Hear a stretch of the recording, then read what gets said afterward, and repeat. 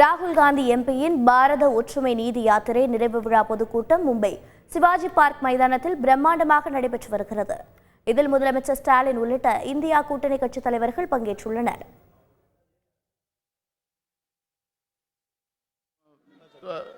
मैं विनती करूंगा कि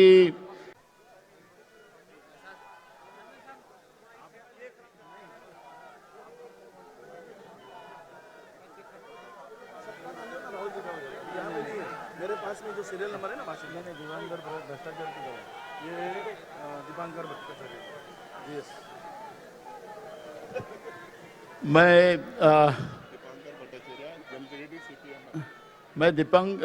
दीपंकर भ्रष्टाचार्य को मैं विनती करूंगा कि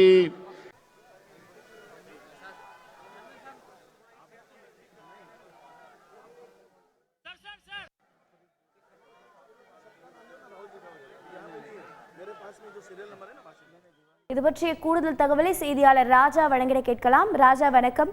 இந்த பாரத ஒற்றுமை நீதி யாத்திரை கடந்த ஜனவரி 14ஆம் தேதி தொடங்கியது. தற்போது 14 மாநிலங்களை கடந்து 63 நாட்களை கடந்து இந்த யாத்திரையானது எவ்வளவு வெற்றி பெற்றிருக்கிறது? மக்களின் ஆரவாரம் என்னவாக இருக்கிறது? நாடாளுமன்ற தேர்தல் நெருங்கிவிட்ட நிலையில் இந்த யாத்திரை இந்தியா கூட்டணிக்கும் காங்கிரசுக்கும் எவ்வளவு பலம் சேர்க்கும்? வணக்கம். மக்களவை தேர்தல் அறிவிக்கப்பட்ட பிறகு இந்தியா கூட்டணி பிரம்மாண்ட முதல் கூட்டம் இன்று மும்பையில் நடைபெற்று வருகிறது.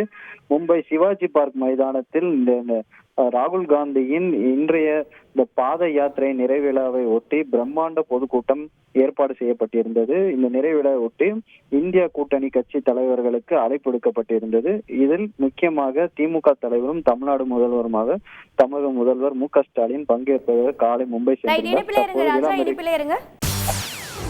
செய்திகளை உடனுக்குடன் தெரிந்து கொள்ள உடனே சப்ஸ்கிரைப் பண்ணுங்க.